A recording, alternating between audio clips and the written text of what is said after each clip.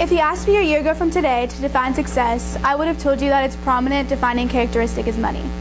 Having a very successful businessman as a father and an older brother who is an ISM alumni and is now at UT Macomb School of Business is a pretty high standard to live up to. And not to mention my mom, who is the most hardworking person I know. She got her degree in marketing and advertising and now handles being a mother of 3 extremely well. So I struggled with finding exactly what I wanted to be. I knew I wanted to be as successful as my family members, but eventually found myself to be wrong about my initial definition of success. Sometimes I wanted to be a lawyer because I'm stubborn and argumentative and they make a ton of money. And other times I wanted to be a rock star because if Taylor Swift can do it, so can I. And they make like $1 billion a year. But after deeply contemplating the real definition of success over time, I realized that money isn't everything. It's not the definition of success, at least not for me anymore. And it shouldn't be the deciding factor in picking my future. While living an economically safe lifestyle is desirable, my happiness shouldn't be a sacrifice for it. Subsequent to this new mindset, I wanted to carry this perspective through my ISM journey, which is the reason why I chose this quote for my theme of the year. When I was 5 years old, my mother always told me that happiness was the key to life. When I went to school, they asked me what I wanted to be when I grew up. I wrote down happy.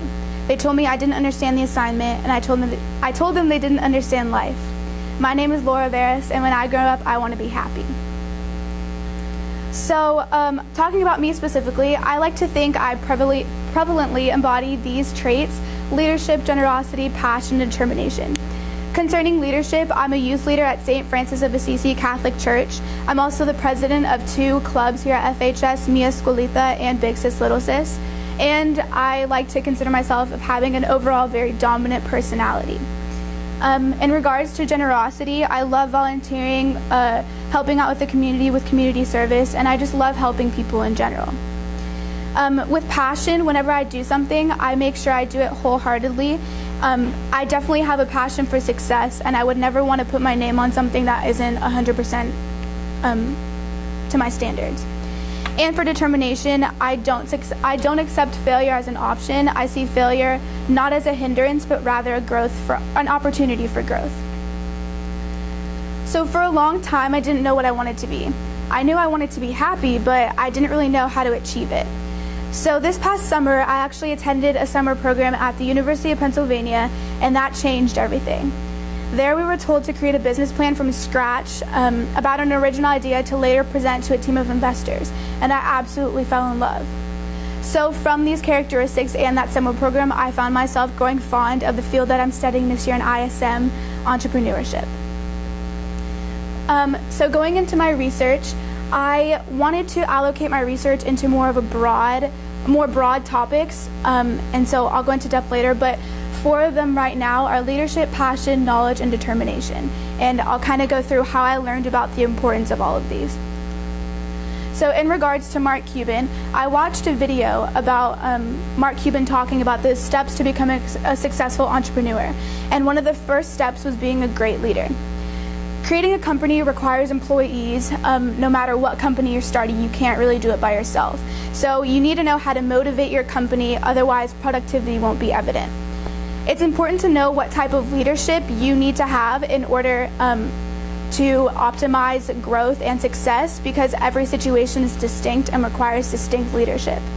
For example, it's important to know your company because private equity firms handle leadership in different ways than public firms do, or public companies, because they have different timetables and they require different strategies. So it's important to know this not only when you're hiring people for your job, but when you're also being interviewed for a job. It's important to know how to display yourself as a candidate towards your interviewer.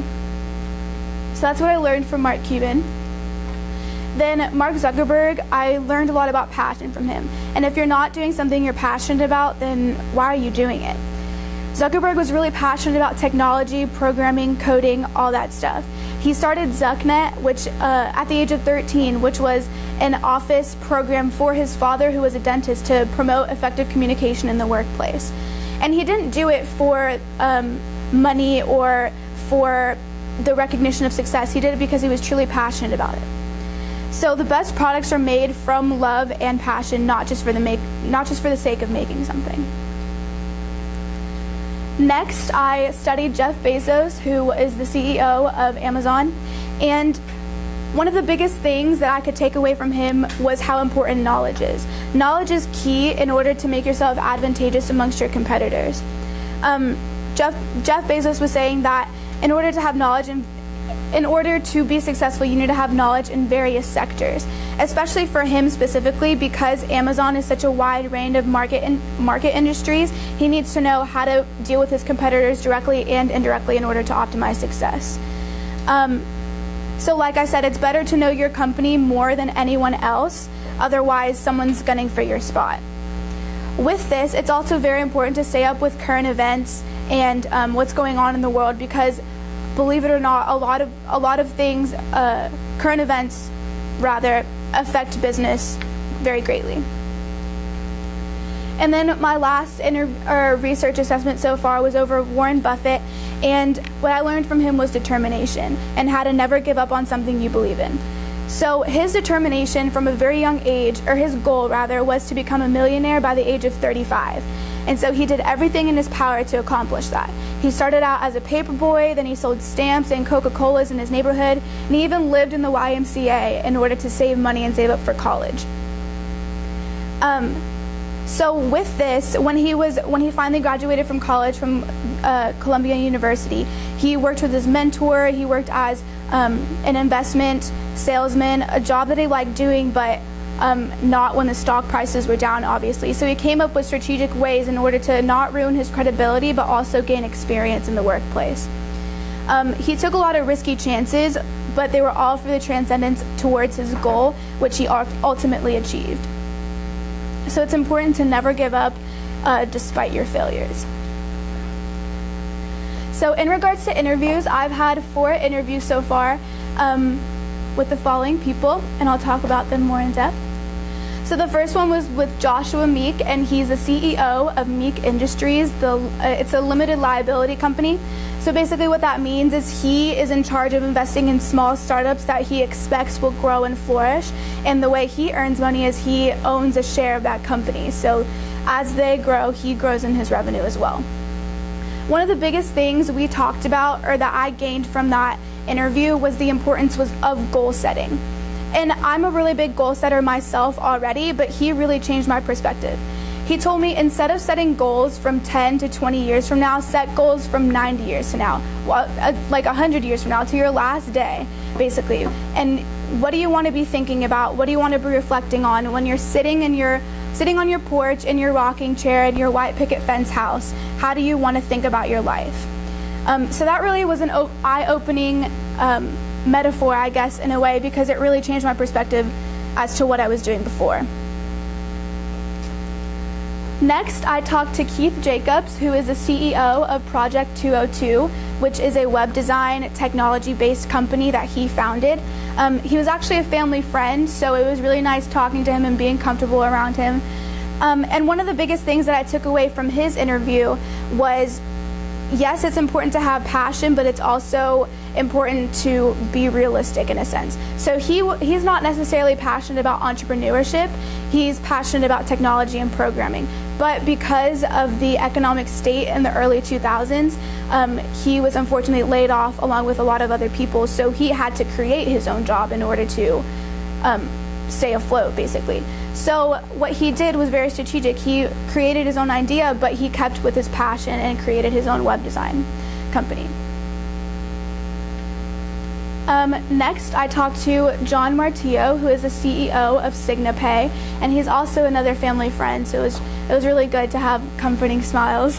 At first, I didn't really know what SignaPay was, so I asked a lot of questions about his company and what interested him in this job market.